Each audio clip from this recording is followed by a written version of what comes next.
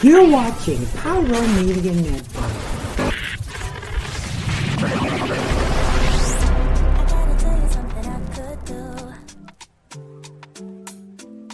Could be running or I'm chasing you, but I won't, cause I got better things to do.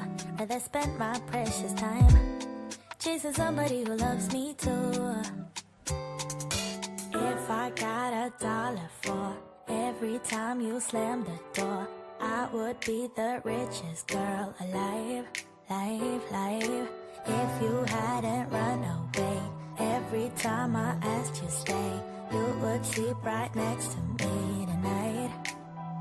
And you didn't know me, all you wanted was a game to play, and you couldn't handle that I had no ways.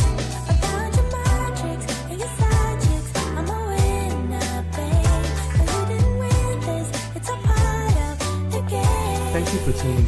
If this is your first time joining us, welcome. We hope your experience is fruitful. Please feel free to visit our website to find out how you can join our growing family. While we are loading your experience, please do us a quick favor and hit that like button from whichever platform you're watching or listening on. Also, share so others may enjoy as well. And we hope you would consider hitting that subscribe or follow button so you can check out more of our amazing content. All right, let's start the show. VICKtorious! VICKtorious!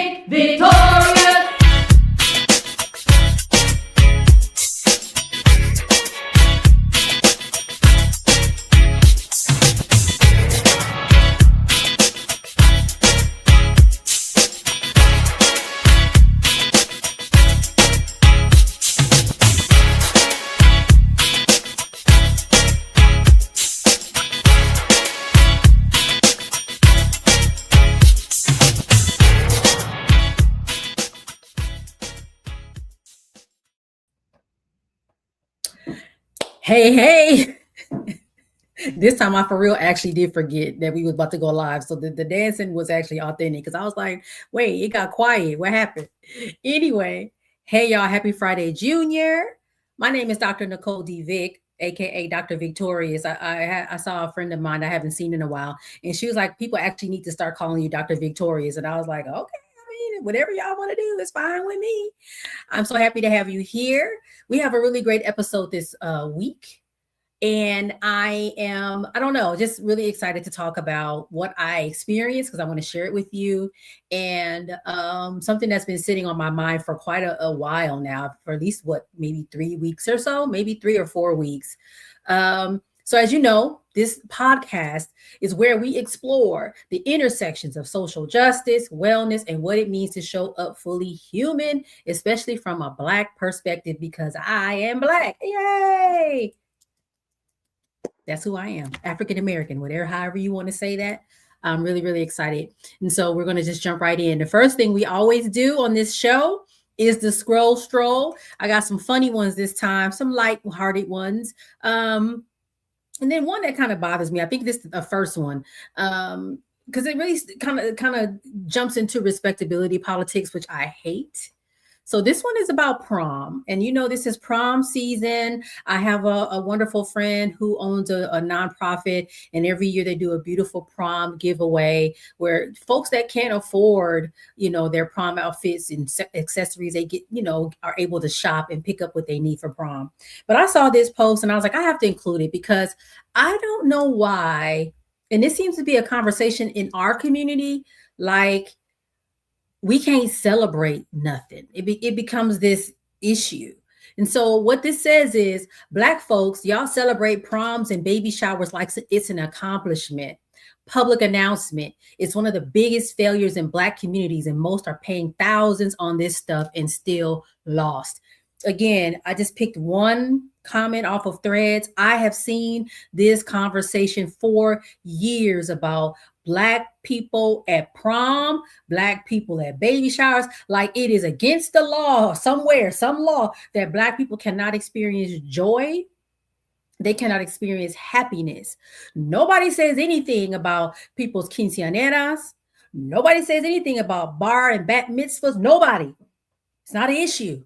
But when Black people have a prom party and it looks a little too extravagant, oh, they're wasting their money and they're throwing their money away. And it really leans into this idea of respectability politics, that we are supposed to behave a certain way, often to appease the white gaze. And if we are behaving differently than that, then it's bad. And I really want us to get away from that. Let people enjoy their lives. You don't know, and stop checking people's pockets. You don't know if that family saved up for that baby's prom. You don't know if they went to the nonprofit. They gave away the prom dresses and the child got their suit or their dress for free. You don't know. Just be happy for the children at the prom. And also, I think the reality is most people's proms are just quote unquote regular proms. They're not the extravagant extremes that we often see on social media. So I need for us as a community to stop these conversations because they are negative and they're counterproductive and they're anti-Black. That's it. We know to stop doing it. Okay. The next one is what I'm calling code switching. This one was interesting too. So a non-Black person said, pet peeve, when teachers post to threads and use language like I'm a or I seen, I just say a little prayer that they aren't English teachers. And let me tell you, so the post is someone responding and saying, I was going to say something, but y'all got it in the comments, signed a Black journalism professor. So let me just tell you, I went to that original thread and read them comments. It was people in there with doctorate degrees, physicians, clinicians. Everybody was like, and that Ebonics came out strong in that post, just reminding us and me that just because we have achieved a level of education or a level of work experience or a level of whatever, privilege or I don't know, whatever stature in life, baby, we can switch it up in a minute. Like, what you mean? What's up? What's the problem? And we're on threads, which is casual. This is not an academic setting. So what does it matter if I speak that way amongst friends and colleagues? So it's the interesting thing, right? Where again, another level of sort of this interesting situation with the white gaze. Why do I have to perform for you a certain way? Why I just can't be me and talk like I talk and choose how to talk the way I want to talk wherever I am? Like, what's up with that? What's going on? So anyway, that was an interesting one. And then the last one I just love because I love Cookie Monster. I don't care. Him and Elmo to this day and Big Bird. Love them to death. Love Sesame Street. I grew up with Sesame Street. So, and my daughter grew up with Sesame Street. So Cookie Monster, that's my boy, man. And he loves cookies like I do. Side note, I almost bought some cookies. There's this vegan company down in San Diego. They make these beautiful gourmet vegan cookies. And I have been thinking about them. I said, when I get paid, I'm going to buy some cookies. Well, I went on that website and put together a cookie box. Why them cookies was $70? I said, oh, no. That's a tank of gas. Can't do it. And I was really sad. So I'm sure Cookie Monster feels my pain on that I can't enjoy my cookies. But Cookie Monster says, me like to leave some cookie crumbs in me fur for later. Me call it second snack. I 100% agree. Sometimes you find a little piece of cookie in whoa, and it's like, oh, I get an extra taste of that beautiful, fabulous macadamia nut white chocolate cookie. And you get that little moment of happiness because you thought the cookie was gone. You thought you ate it all up, but you got a little crumb in there. Instant joy. Yay. One final encore of that cookie that I thought I had inhaled whole. No, there's a little crumb left for you, a little second snack. So me and Cookie Monster, that's my buddy. That's my spirit animal, and nobody can't tell me no different. All right, y'all. That was my scroll for this week. There was so much that I could have talked about, but those are the three I landed on, y'all. We're going to go to commercial and we're going to dive into this week's topic. See you in a bit.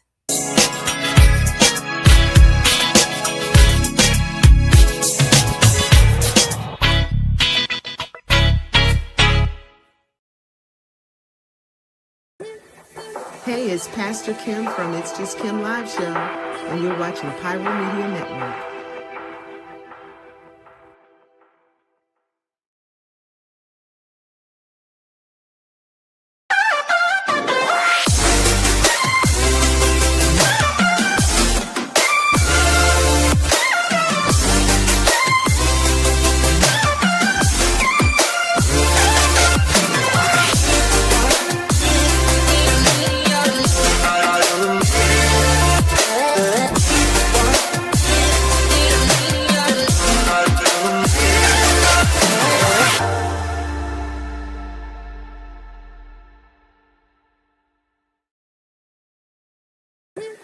This is Tammy from Tammy's Take, and you're watching Pyro Media Network.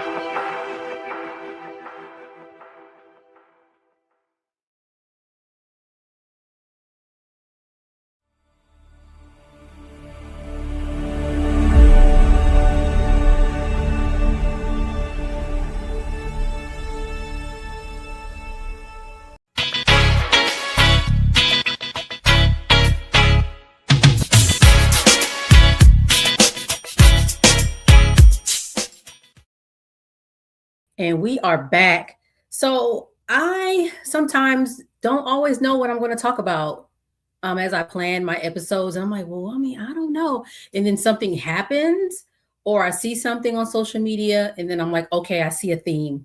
And I start to try to make things kind of make sense. And then I bring it to y'all. So that's how things happen sometimes. So I'm going to just walk through it. I think for me, the theme of this episode is really about voice, speaking up, what happens when you speak up, and everything like that. So we're going to talk about Backtalker, the book that I am going to share with you my experience at the book signing that I attended. And then I'm going to go into femicide, a word that I probably was aware of, but it kind of bubbled up as things happened about, this was maybe about what, 3 weeks or so ago. So we're going to talk. So let's just go. Let's dig in. So that was it last week? It must have been last week. I went to the California African American Museum here in Los Angeles in Exposition Park, a place that I've visited often, but it's funny how things happen. So I was with a friend about 2 weeks before that, and we were sitting, I got to share this with y'all. We were sitting at a museum exhibit in South LA, and it's sort of there's an artist and they created this huge, it's really pretty because it's all white. And it's an ode to South LA. So you walk into the exhibit, it's all these wonderful things. So anyway, we're there and I'm talking to her and somehow we got on California African American Museum and I went to my phone and started scrolling, looking through for an email from them because I'm on their mailing list. And I happened to get to the email and I scroll down and I see Kimberlé Crenshaw and I'm like, what? We have to go. And so we agreed on the spot to sign up to go to see Kimberlé Crenshaw. And so this is her book, Backtalker. So I showed up to the museum, walked in, sat down, saw some friends. That's another story because I saw one person there that I then saw 2 days later. I saw one person twice in a week, which is crazy, who I'd never seen in person before. That was wild. Another story for another day. But I saw some other friends there as well. Beautiful event. Jamel Hill was the moderator. So she interviewed Kimberlé Crenshaw. And as I bought a copy of the book, as you see here, it's autographed. But as I was looking around, I saw people, like I said, that I know, people that I didn't know, but everybody, I think, was in this same spirit of, wow, we are in this really privileged space to be able to sit with Kimberlé Crenshaw in person. One of the things that stood out to me, there was a sign, I don't know if my producer has it, that said Backtalker, backtalking, the act of turning a critical eye to things we are told are unfixable or just the way things are. And when I read that, I was like, oh, so I'm a backtalker then, because basically I'm one of them kind of people where it's like, hey, it is what it is, right? So, and I'm gonna push back on it, right? That's kind of how things go with that. So it made me think a lot about who is labeled difficult, who is labeled disruptive, and how that shows up in any space, work, home, our communities, right? And because I'm a Black woman and have been for my entire life, I'm really very, very much aware of the price that we pay when we speak and we talk back. And so again, I was able to say, this is linked to psychological safety, something that I have focused my research on when I was working on my dissertation. And it's specifically what we call challenger safety. When in the workplace, you are a member of a team, right? And maybe they say, well, this is the rule for a specific task. And you say to yourself, well, I don't know, that don't really make sense. And so you say, well, why do we do it that way? That doesn't make any sense. Why don't we do it this way? And they say, but that's the way it's always been done. So that's how we gonna do it. You now have a lack of challenger safety. You have then been taught, oh, let me not say anything, because if I challenge, I'm going to be met with pushback or resistance or be ostracized. Oh, she's a troublemaker. Shh, ignore her, or she doesn't get pulled for promotions because she always pushes back too much. She's always asking all these questions and challenging. We've always done it this way, right? So listening to Kimberlé Crenshaw read about back talking and being a back talker and her experiences, and me being able to tie it back to psychological safety, I was like, oh, okay. And it was a really, really interesting conversation and a thought process for me, because then I was able to say, well, institutional racism plays in there as well. Most of our systems have institutional racism in them. And if you work in an institution, you probably see that and where challenger safety comes into play.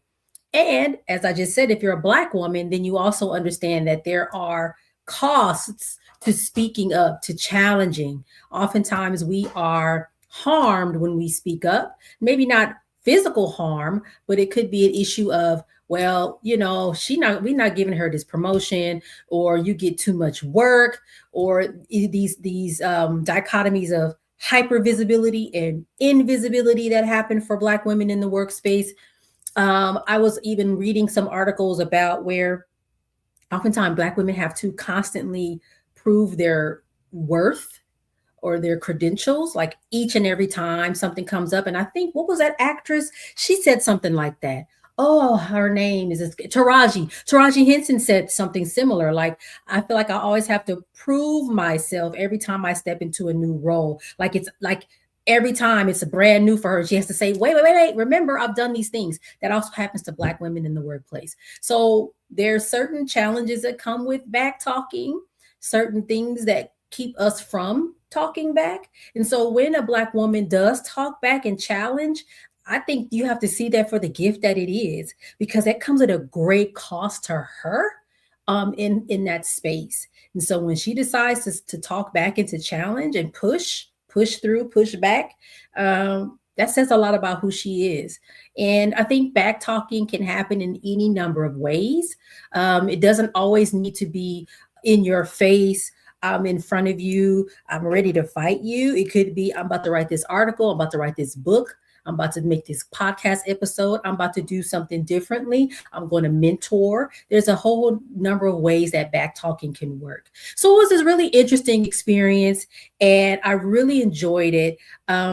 I think the book is already out. So if you don't have a copy, you can pick one up now. I think it launched officially. Is it today? Or it was either today or yesterday. So it's called Backtalker by Kimberlé Crenshaw. And I'll read a little bit on the inside before I move on. Backtalker is a powerful and intimate story of how a little girl from Canton, Ohio came up with a new way to look at the world. Crenshaw's memoir traces the way her lived experience, and I talk a lot about lived experience, as the daughter of a strong-minded teacher and a path-breaking public servant, and as the sister of a protective yet bullying older brother, made her see things others don't. And I love that, because she did talk a lot about lived experience and how it helps her to ask questions differently, to think about things differently, and to be that person that says, well, why do we do it like that? Why don't we do it like this? And to be able to actively push back. And I talk a lot about the importance of lived experience, specifically in spaces like public health and other social justice institutions, because I think people with lived experience and expertise and work experience have the secret sauce, and they're able to ask different questions. And I've done that a lot. I see stuff and I'm like, that's a cool question, but like, is that the question though? Like, what about this question? Because y'all worried about what's happening on the outside, but the call is coming from inside the house. Y'all need to be worried about what's going on behind closed doors, because actually y'all are not thinking about that in the way that you should be. So I don't know. I just really enjoyed it. Had a great time. I can't wait to dig in. I haven't started yet. I ain't gonna lie to y'all. I have a hard time reading books now. I think because I was writing a dissertation for like 3 years. but I'm going to try to force myself every night for 30 minutes to read without stopping until I get through the book. So we'll see how that goes. I don't know, child. My attention span, woo! I don't know what happened. Thank you, Karen, for joining from South Carolina. Okay, hey, I'm so happy you're joining us tonight. Hopefully, you have a chance to pick up the new book by Kimberlé Crenshaw. I think it's going to be an amazing book. She did a short reading that night and mentioned Anita Hill and that whole, when she was in testifying and stuff against what's his name, Clarence Thomas. Anyway, she talked a lot about that because she was involved in that. One other thing I want to say.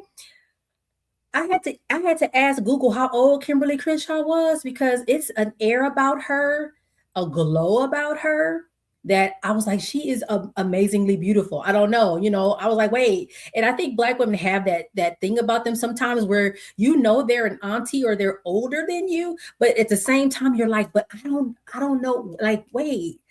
Huh? Is she the same age as me? Like, I don't know what it was, but I was like, she's beautiful. And then the way she had her hair, it was just amazing. Anyway, so I just want to add that too. That's a whole side conversation. All right, y'all. I'm going to switch gears just a little bit. Again, about maybe a month ago, I was hearing about Black women getting killed. So trigger warning, sorry, we're going to talk about this, by their partners, their intimate partners. And so very much a domestic violence situation, right? And I was like, wait, I feel like we're not having, there were some really good conversations that came out of that, but I want to process this the best way that I can. And I want to say that I don't have all the answers. I don't know everything. And I think that is important to say.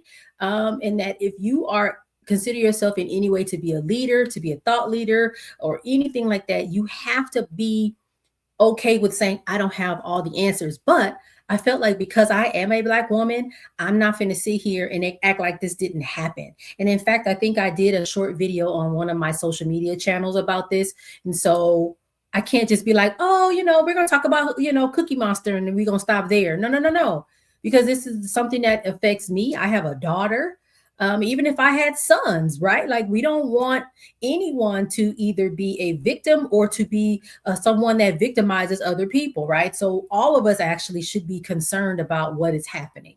All right. And I was on Threads and I saw some of the discourse and some of the conversation, and it was really bothersome in some ways, right? So there were some folks, some women that were killed by either their partners, or I think in one instance, I don't have the name right, I didn't pull this one up, I think by like their son or someone in the house. And it really started to kind of hit. It almost seemed like a epidemic in a sense, like, whoa, there was one, and then there was the next one, and then there was another one. And then I think I just heard today there was someone else that was killed either by a family member or their intimate partner. And so, first of all, femicide is not new. But when something like this happens and it feels like it's happening sort of close together, it brings it up right into front of everyone's mind. You're starting to see it on social media, and then it's like, whoa, what is really, really happening? And it really made me think about voice, the ability to use our voices to speak up and to speak out about these types of issues. And so I want to name a few of the women that I am aware of that were killed. So there was Nancy Mateo Bowen, who I believe was either commissioner or a politician. It was down in Florida. I can't remember where it was killed by her husband. And then I hope I say the name right, because I feel like I've heard it pronounced two ways, either Serena or Karina. I've heard both. Fairfax, who was killed by her husband, who she was leaving. They were going through a divorce. They were working through the system to make sure things, to separate ways. And she was killed. And he killed himself. in the house with the children there. I think that was like, whoa, like what happened? And then another one is Chinese Friday, which was another case that was highlighted when we talk about these things. And all that to say, these weren't isolated incidents. They are connected, right? Different women, different lives, but the same underlying pattern. And I think it's really, really, really important to have these conversations. Okay. Thank you, producer. Producer is telling me don't be out here talking crazy. Okay, sorry. So one thing I keep noticing is how shocked people are when the victim is highly educated, professional, successful, politically connected, or outwardly thriving. But violence can be very pervasive, and it doesn't discriminate. It doesn't say, "Oh, you're smart. Okay, my bad." Oops. It doesn't happen that way. Abuse is about power and control, right? Structural isolation can come into play. And oftentimes, and I know I'm not the only one that believes this, Black women specifically are often expected to endure quietly, to just deal with it, to put up with whatever's happening in the home. Well, it is what it is. And it's really unfortunate. The other side of it is being labeled strong, right? Fear of not being believed can also play a factor in how people endure or stay. And I saw that too on Threads. I don't ever want to hear nobody say, "Why didn't she leave?" And I think that's really valid, because a lot of times there's a real fear of, well, if I say something, I won't be believed. And it definitely depends on the stature of the person that's causing the harm, right? If that person is high profile, are they going to be believed? Shame and stigma. And then also, this is a really big fear too, of involving the system that have perpetually, have caused harm anyway in Black communities, involving yourself in that. Do you want to call the police because you know how police deal with, XYZ? And so there's all these different layers that come into play. So sometimes society calls Black women resilient when actually what's happening is neglect. Like, we're forced to be very strong, but it's strong in the face of lack of care and comfort, lack of safety. And so really, really big issues. And I think we have to also remember the violence is a public health issue, and it's not just the victim that is of concern. It is everyone else that is left behind, children, other family members in the larger community, who also have to deal with the aftermath of when something like this happens. The other thing I want to talk about, just to be real, this is something else I keep seeing in general, but kind of specifically to this conversation. A lot of times we get told, and when I say we, I'm talking about Black women, choose better. Choose better. It's your fault because you chose wrong. You picked the cray one. You picked the one, so therefore what happened to you, you have to take some responsibility for that. I hear that a lot.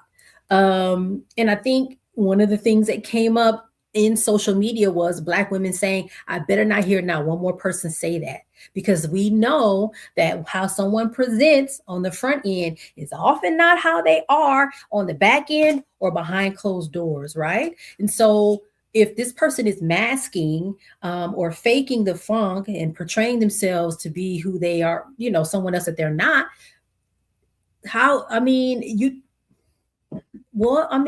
I thought I chose better. And in one case, this person was a high profile person. She actually did choose better and still ended up not here anymore.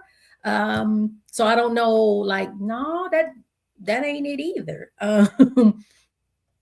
Some of these women did choose what society tells us is better. Educated partners, successful partners, those that are professionally respected, to the point that when it happened, colleagues on social media were posting pictures of themselves with this person, smiling like, "Dang, I can't believe, that's my homie." Your homie unalived somebody, right? So it's like, no, we gotta get away from the choose better, because it actually isn't about that anymore. because it happens, you choose better and it still can happen to you, because again, we have to acknowledge that respectability does not equal protection. Picking someone who you feel is respectable by the eyes of society doesn't necessarily protect you from harm.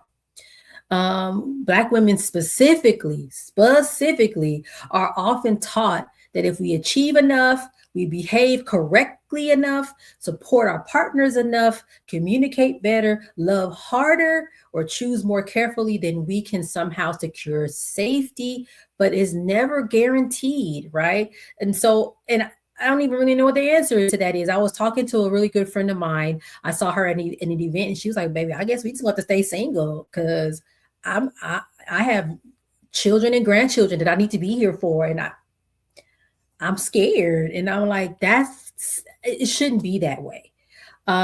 We shouldn't be thinking of our partners in that way. So I think the danger in the idea of choose better is that it can quietly place responsibility for violence onto the victim instead of forcing us to confront the deeper issues underneath. Things like entitlement, control, misogyny, emotional suppression, lack of accountability, normalizing domination, stigma around vulnerability and help seeking. So we have to really, really think about this narrative that we're holding to. And let me be very clear. It's not just men necessarily that say choose better. Sometimes women can have misogynistic ideas as well and uphold the patriarchy as well. So I think there's a lot of work we need to do to undo a lot of those thoughts that we've had over the years about relationships and what is a healthy relationship and what isn't. All the way around. So of course, individual choice does matter, but we have to be honest that many abusive people do not present themselves as abusive. Obviously, like, because if they would, I think most people would say, "Ooh, I don't want that for myself," and they would move away. But I've had experiences in my life. If you read my book, I probably have talked about them. Some folks can come across as very deeply charismatic. They put their best foot forward. Sometimes they're highly respected in their communities. Some are very successful and educated, and everybody else loves them. But then behind closed doors, you're like, "Ooh, this person, this is mean, it's terrible, it's harmful." So we have to think about those things as well. So again, I'm the public health person. So we got to talk about intimate partner violence as a public health issue. And if we do that, we can take a very calculated way of prevention. How do we prevent these things from happening? Do we provide more mental health services? And I actually saw pushback against calling this a mental health issue. And that is a very fair assessment. I'd like to dig deeper into why we wouldn't think about mental health services. I think what some of the discourse was like, well, this is patriarchy and misogyny. This is not mental health issues. There's plenty of people with mental health or mental illness that don't unalive people. And I'm like, fair enough. So I don't know if it's anger management. What is it that we need to work on? Also the role of trauma in all of this, right? People that experience trauma in their lives often become offenders or victimizers in their own lives. We also think about things like access to what we call the social determinants of health, housing, safety, mental health supports, healthcare access. How do we make sure those things are available to people who say, I don't feel safe in my relationships and I need to get out? I think there was in Dr. Fairfax's case, they were working on some things and there was supposed to be some shifts at the end of the month where things would have been different. Maybe he would have left the house and she would have been at home with the children. But I don't know, did the support systems and the network and the safety net, did it not work fast enough or at all and allowed this, some balls to drop in this situation? Yeah, I don't know. And then the other side of it is community accountability too. Like I said, on social media, I was seeing people posting pictures of themselves with this person, smiling like, oh, my frat brother this and frat brother that. And I'm like, but he just unalived someone. Like, Is this the time? Like, I'm not saying you can't mourn what happened, but there were situations where the focus was on him and less on what happened to Dr. Fairfax. And that was really interesting. And sort of, I think it hurt a lot of people to see that. Like, wait, the focus is in the wrong place right now. And the community did hold folks accountable. Like, this is not acceptable. I think Roland Martin got kind of pulled, like, what are you doing? What's going on? I don't know. We tend to think about these deaths as isolated in tragedies after they happen, but the public health response says what systems failed before this moment and how can we fix those systems? So in closing, because I didn't talk this all the way through. Sometimes I worry, like, am I going to get through this? I again see the line or the through line between being a back talker, speaking up, right, against these systems that aren't working for us, or, well, this is just the way things are. No, it's unacceptable. I see that through line between how we get to ensuring that specifically Black women are not victims of this type of violence, right? And it's really it's been on my mind, and I think I'm going to have a follow-up episode. I've already talked to a friend of mine. We want to have a follow-up episode about this because I think her dissertation is focused on it, and so this will be a good way to have a conversation about it. And we got to think about things like, what does it cost to speak up? For some people, it costs their lives. What does it cost to stay silent? And the same answer is true. And who gets punished either way? I just kind of answered my own question. So sometimes speaking up costs, staying silent also costs. And so how do we navigate that? How do we work through that? This is a really heavy topic. And Black women are punished for speaking up, setting boundaries, naming harm, resisting control, and refusing silence. And I think we have to work and create a society where that is not true, where we can speak up, we can set boundaries, we can say, hey, this was harmful. We can resist control and be safe. Sometimes backlash doesn't look dramatic at first. Sometimes it's like dismissal, isolation, being labeled angry or difficult. But it happens, but we also have to be committed to being a back talker. Like, the backlash might be strong, but the back talk has to be stronger. Okay. Yeah. So I think I'll stop there. We're going to go to a commercial and then we'll come back and I'll close out. And like I said, we'll hopefully have another conversation like this again a little bit later. So I'll see you in about a minute.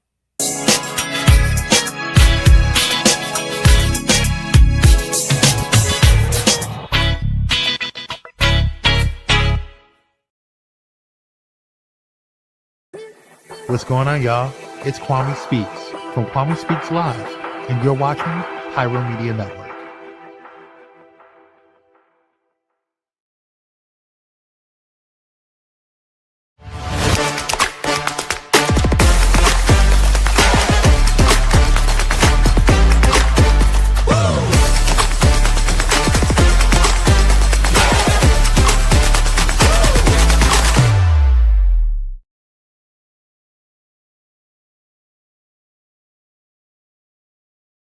Hey, how y'all doing? Real quick, this is Daryl Walter, host of the Daryl Walter Show. I know.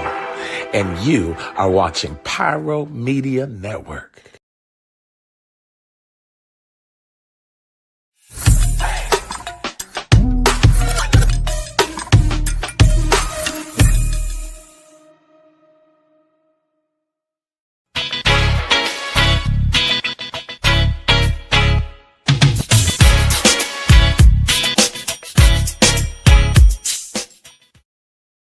All right. And we're back. We're going to head into our closing, our doctor's notes. And hey, Cyrus, okay, you at the gym? Okay. I'll be at the gym tomorrow on a little treadmill. Ooh. So I appreciate you listening. That's actually a good idea to listen while on the treadmill. For me, I can't, because I need to make sure I don't fall. You know, me and this ankle, we getting there, but I got to make sure I don't fall over. So, but I'm glad you have enough balance and you know, you're probably real good with your feet, not me. But anyway, let's go ahead and close this out. You know, I just want y'all to reflect on back talking and reflect on, where do you feel silenced and where you are choosing to speak anyway. I think speaking anyway is so important. It's scary. But I also say on the other side of it, because someone said to me once, like, you're so brave. And I'm like, I don't even feel like it. I just feel like I can't not name what's happening. Like especially in my lane of expertise, right? Like I can't not say anything. So, and it doesn't feel particularly brave for me to speak. I'm like, but this is literally, if it's A, it's A. If it's green, it's green. Like, why would I be like, oh, well, it's actually, you know, okay, that's fine. If it's red, no, it's not, it's green. I just can't not say anything. So think about where you feel silence and where you're choosing to speak up anyway. I think with the segment around, so that goes to the backtalker conversation, right? Like, I think also think about, this is something I said to someone that I had a chance to speak to. She was like, I'm really worried. I feel like I'm not taken seriously. I'm kind of young. And I said, well, you do have to think about your career. You do have to think about those types of things. I've also said this to a group of medical students. Like, I get it. You're Black or Latino in medicine, and it's important to push back. And I know you can't always push back because you have a family to take care of. I get it. You can take calculated risk. There are other ways to backtalk, as I alluded to earlier. Maybe it's writing an article. Maybe it is doing a podcast. There's other ways where you can make sure you are saying, no, we don't have to always do this just because that's the way we've always done it.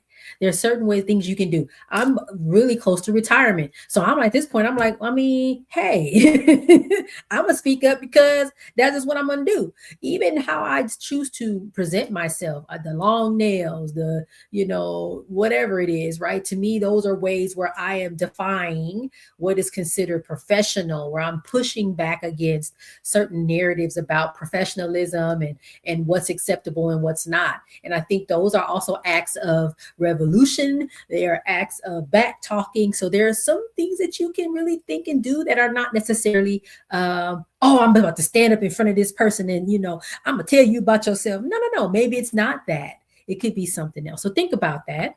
And then in regards to the second part of the conversation, how, you know, it's really important to talk loudly and clearly about, hey, this is not right, where women who are in relationships are experiencing domestic violence to the point where they're unalived. And the recent incidents we've seen have been really, really bad. Like, we have to, because we are still here, we have to bear witness, and we have to push back against whatever negative narratives or untrue narratives there are about what's happening, because there were some really interesting reactions and responses in regards to specifically Dr. Fairfax when she was unalived. And it really bothered me. So back talking could be saying, no, that's not what the conversation is about. And let's re-steer this conversation into what's really important, which is Dr. Fairfax's legacy and her children. That's the conversation, not about this person who you were friends with and you're like, oh man, that's my friend. Oh, what happened? No. This person is the victim. This person deserves the spotlight, and the conversation needs to be focused on that. So think about back talking in that way as well. How do we push back against what has been deemed acceptable, right? To some degree, in these issues that are really, really important in our community. How do we build and fix and strengthen the relationship? Because, you know, there's supposedly this, you know, negative tension between Black men and Black women in our community now. How do we fix that? Because it's not cool. Okay.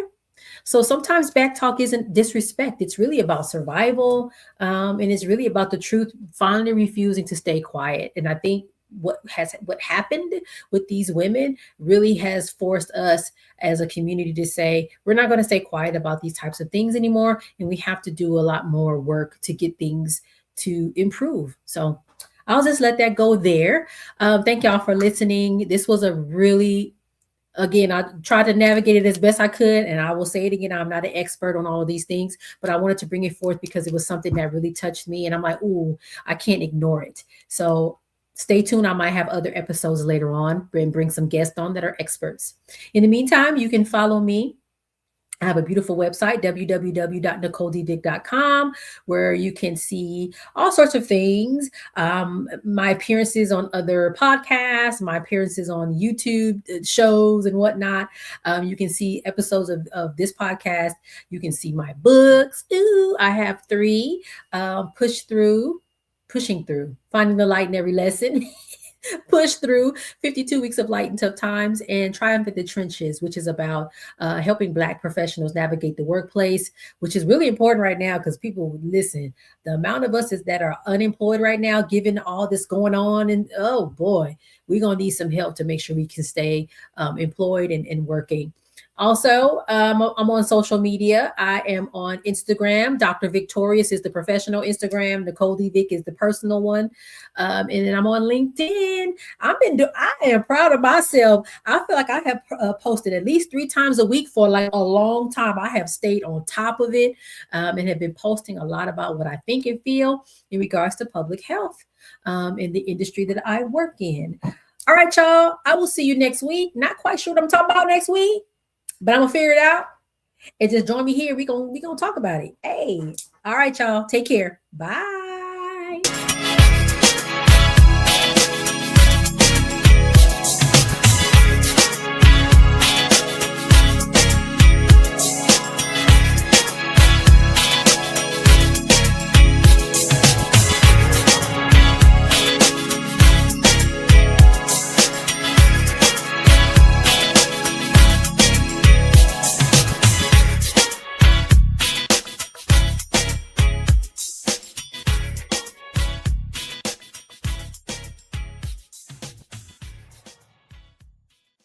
Thank you for watching Pyro Media Network. For more information, please visit pyromedianetwork.com.